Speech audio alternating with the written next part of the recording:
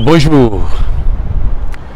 Notre président de la République, le Dr Alassane Ouattara, était à Paris, ou est à Paris, et au sortir de l'Élysée, comme d'habitude, il s'est adressé aux Africains, il nous a parlé. Et nous nous posions beaucoup de questions sur cette monnaie CEDEAO, sur la disparition du franc CFA. Les autorités françaises ont fait toujours savoir que ce n'était pas à elles de décider, mais que c'est aux Africains de prendre la décision. Mais qu'à la limite, un changement de nom, si c'est ce qu'on veut, pourquoi pas? Elles ne vont pas très loin. Et nous avions pensé qu'avec la CEDEAO et l'occasion que l'intégration monétaire sous-régionale nous donnerait, qu'on pourrait se débarrasser du franc CFA et instaurer une monnaie commune, facteur d'intégration monétaire, d'intégration politique, d'intégration commerciale de ces pays d'Afrique de l'Ouest, 15 pays d'Afrique de l'Ouest. Et puis il y a eu un sommet qui devait nous rassurer sur la question, mais le sommet s'est terminé sans qu'on ne nous dise clairement quelles étaient les dernières décisions. Il a été dit simplement, oui, 2020, le calendrier se sera tenu. Et puis, le président Ouattara arrive à Paris et il nous explique que, attention, voilà la chose, aucune monnaie ne sera sacrifiée, l'ECO va s'appeler, le CFA va s'appeler ECO, et que les pays qui sont prêts vont commencer tout de suite et ceux qui ne sont pas prêts vont venir. D'ailleurs, ceux qui sont prêts, ce sont les pays de l'UMOA, les pays du franc CFA. Eux sont déjà prêts, donc vont commencer. On va juste changer l'appellation du CFA, on va l'appeler ECO, et puis plus tard, les autres vont intégrer. Aucune monnaie ne sera sacrifiée, mais les autres vont intégrer. Vous ne voyez pas qu'il y a une contradiction là? En réalité, le président Ouattara nous a rassuré qu'en 2020, nous n'aurons pas de monnaie commune CEDEAO. C'est ce qu'il a voulu nous dire. Les pays CFA vont rester CFA, les autres pays vont rester tels qu'ils sont. Parce que je ne vois pas comment, franchement, comment les pays qui sont hors CFA, aujourd'hui en 2020, vont accepter de sortir de la liberté monétaire pour venir s'engoncer dans la servitude monétaire. Je ne vois pas comment le Nigeria, comment le Ghana, comment la Guinée pourraient accepter et les autres pourraient accepter cela. En réalité, il faut que vous sachiez que autour du sommet des chefs d'État, il y avait deux options. Il y a toujours deux options. Il y a l'option qu'on appelle volontariste. Nous qui sommes dans le CFA, nos critères de convergence sont bons, nous on va commencer et puis les autres vont nous rejoindre plus tard. Mais cette option oublie que la monnaie commune, la CEDEAO, c'est aussi une affaire économique, c'est aussi une affaire de puissance militaire, c'est aussi une affaire politique entre les pays. Si vous tenez compte de cet aspect-là, ça veut dire que la Côte d'Ivoire et les autres CFA vont commencer, et puis le Nigeria va les rejoindre dans le CFA appelé ECO. Vous plaisantez? C'est de la plaisanterie. L'autre option, c'est ce qu'on appelle là-bas l'option, le scénario réaliste. On voit qu'effectivement, on doit aller nécessairement vers une monnaie commune.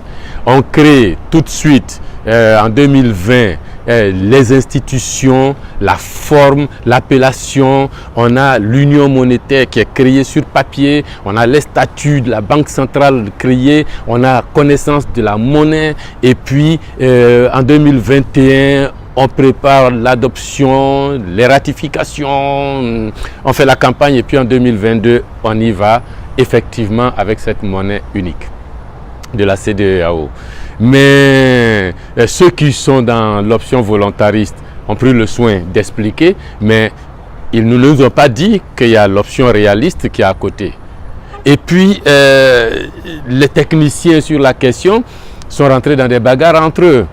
Oui, les critères de convergence, comment vous avez fait, et puis c'est seulement les pays qui sont dans le franc CFA qui remplissent les conditions et les autres non. Est-ce que vous avez tenu compte de la période que vous avez choisie, des crises de l'Ebola dans certains pays, des crises politiques dans d'autres pays? Est-ce que vous avez des statistiques confortables? Est-ce que vos statistiques ont été utilisées à bon escient? Les critères de convergence, pourquoi vous les prenez comme condition préalable pour aller à la monnaie unique? Est-ce qu'il ne s'agit pas de mesures d'accompagnement de la monnaie unique une fois que nous y serions? Ces discussions techniques n'ont pas eu d'issue.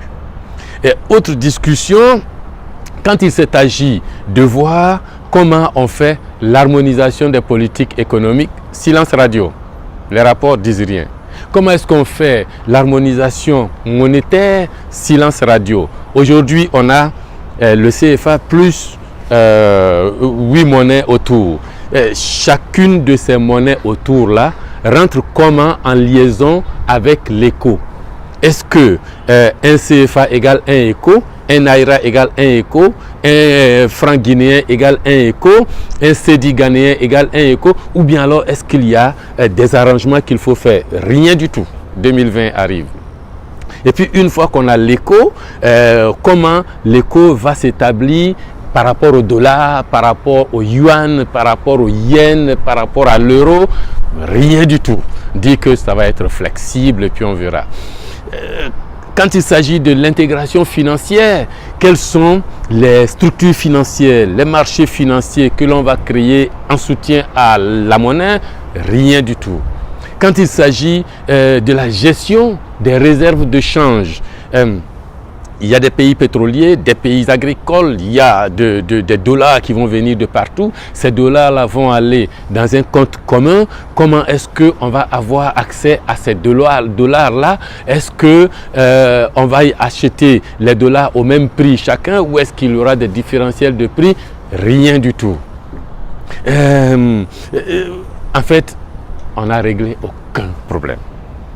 On n'a pas de traité sur l'union monétaire de la CEDEAO. On n'a pas de traité sur l'union monétaire de la CEDEAO. Comme on a un traité sur l'UEMOA, il n'y a pas de traité. Or, actuellement, on aurait dû être déjà en train de discuter de ce traité, de l'adopter, de le ratifier et que tout le monde comprenne qu'une union monétaire est en train de se créer dans la CEDEAO. Les statuts de la de la Banque centrale de la CEDEAO, on n'en a pas.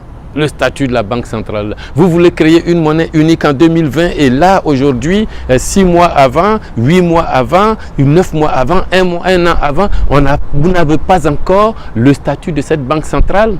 Est-ce que la Banque centrale de la CEDEAO aura comme actionnaire les banques centrales des différents pays membres, comme la Banque centrale européenne l'est? Ou bien alors, mais dans ce premier cas d'ailleurs, si les banques centrales nationales sont actionnaires de la banque centrale qui va émettre l'éco, comment on mesure l'actionnariat? Chaque pays contribue pour combien? Techniquement, ça se calcule, ça se fixe. Rien du tout. Si on a fini cela et qu'on sait qui est actionnaire de quoi, comment on gère les déficits nationaux? Un pays fait un déficit ici, un autre fait un déficit là-bas. On gère comment ces déficits? Est-ce que la Banque centrale sera autorisée à financer les déficits des États membres? Dans quelle proportion? Rien du tout. Et puis, vous avez l'autre option, c'est les banques centrales nationales ne sont pas actionnaires de la banque centrale qui va émettre l'éco, mais sont des succursales de la banque qui va émettre l'éco.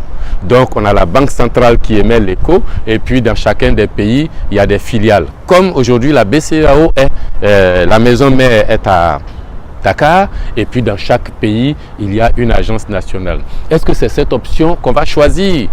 Rien du tout. Alors, franchement, je crois que le président Ouattara nous a rendu service. La CEDEAO n'est pas encore prête pour la monnaie unique. Elle ne sait peut-être pas comment nous le dire, mais le peu qu'il a pu nous dire montre bien que la difficulté est grande au sein des pays membres. Peut-être qu'il faut qu'on continue de se battre.